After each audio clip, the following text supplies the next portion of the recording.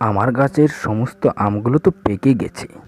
এক কাম করি, এই আমগুলো কালকে বাজারে নিয়ে যাই বিক্রি করতে। গতবার তো অনেক টাকায় বিক্রি করেছিলাম।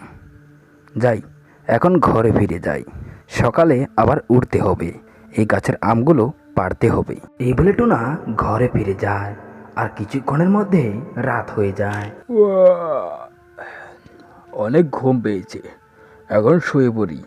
কাল সকালে আবার উঠতে হবে, এই ফলগুলো পেরে বাজার নিয়ে যেতে হবে। না, এখন শুয়ে পড়ি, অনেক রাত হয়েছে। এই বলে টুনা শুয়ে পড়ে, আর চারদিকে অন্ধকার নেমে আসে। আর কিছুক্ষণ পর রাত প্রায় 1টা বাজে। হুম, কিসের যেন আওয়াজ শুনলাম বাইরে।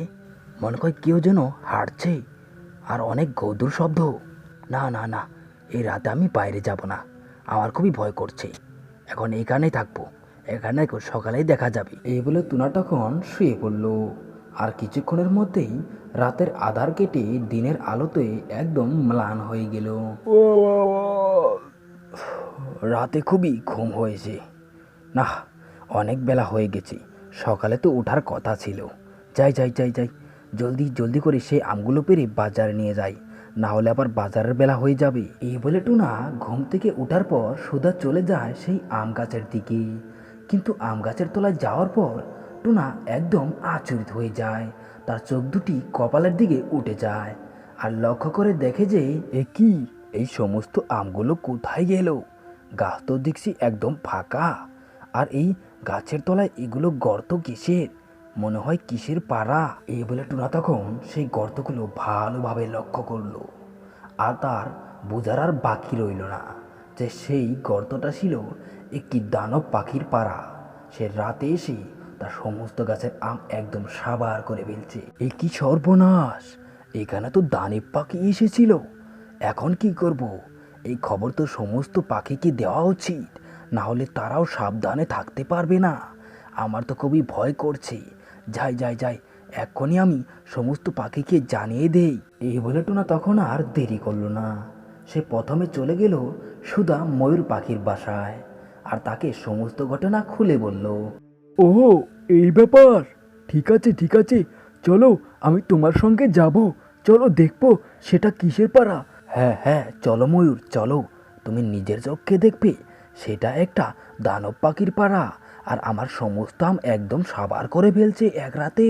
এই বলে তখন টুনা আর ময়ূর চলে যায় সেই আম গাছের দিকে, আর সেখানে গিয়ে তারা ভালো করে লক্ষ্য করে।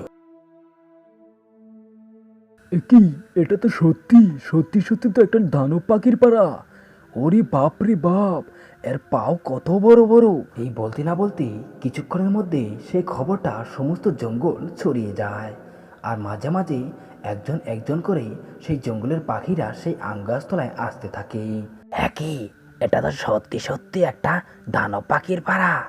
ওরে বাপ রে বাপ, এখন কি করব আমরা? শোনো সবাই, এখন থেকে এই জঙ্গলে আমাদের থাকতে হলে রাতে আমাদের একসঙ্গে থাকতে হবে।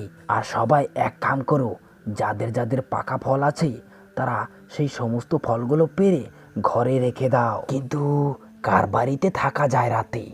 বাড়িটা তো খুব ভালো হতে হবে। কেন, টুনার বাড়িতে থাকলে কি হয়? তার বাড়িটা তো খুবই ভালোই, মজবুত আছে। হ্যাঁ, ঠিকই বলেছ। আমাদের এই গ্রামের একমাত্র টুনার বাড়িটাই খুবই ভালো। আর তাছাড়া তো প্রথমে দানব পাখি টুনার বাসায় এসেছিল, তারপর এখান থেকে ফল খেয়ে চলে গেছে। মনে হয় সে আর এখানে আসবে না।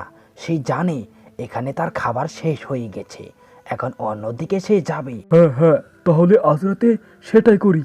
আমরা টুনার বাড়িতে থাকি, আর যাদের যাদের পাকা ফল আছে তারা ঘরে রেখে দিক। আর টুনা, তোমাকে বলি, তোমার বাড়িতে তো আমরা একসাথে থাকবো, তা তোমার কোনো আপত্তি আছে নাকি? না না, আমার কোনো আপত্তি নেই। তোমরা থাকলে আমারও ভালো। আমি তো খুব একটা ভয় পেয়ে গেছিলাম সেদিন রাত্রি শব্দ শুনে। এই বলে সেদিন সমস্ত পাখিরা যাদের যাদের পাখা ফল গাছ রয়েছে তারা সেই ফলগুলো পেড়ে ঘরে রেখে টোনার বাসায় হাজির হয়ে যায়।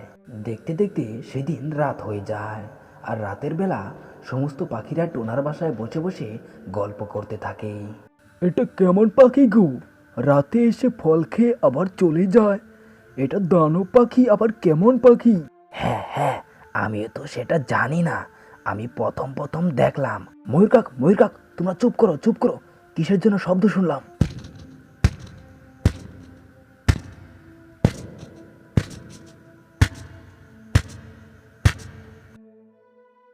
বাপরে বাপ, মনে হয় পাখিটা এখানে এসেছে।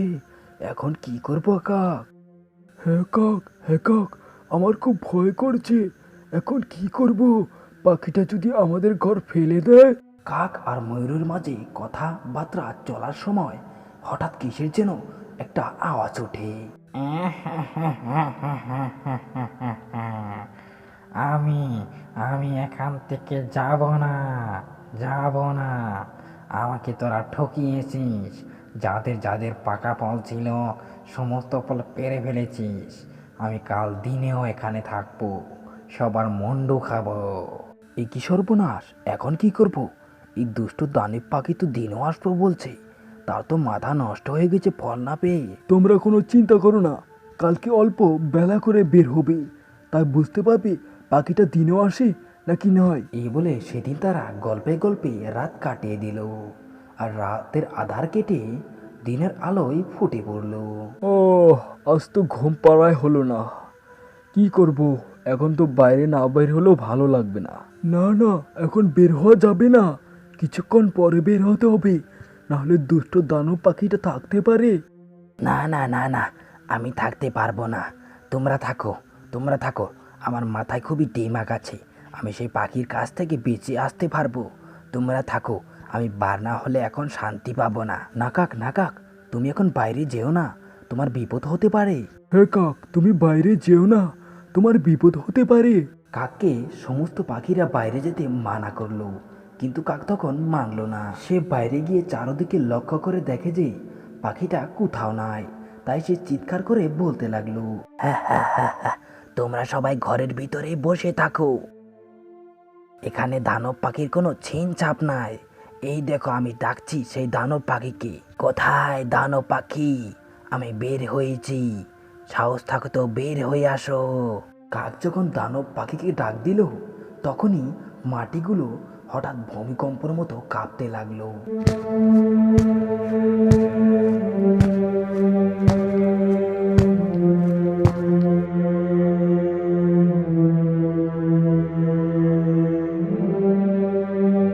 ওরে বাবা রে, আমি তো পাখির হাতে ধরা পড়লাম রে।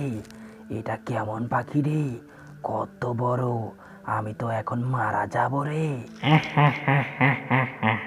এখন ভয় পাচ্ছিস কেন? এখনই তো আমাকে তুই ডাক দিলি, এখন কি করবি? আমার এই পা দিয়ে এখন তোরে চ্যাকটা করে ফেলবো।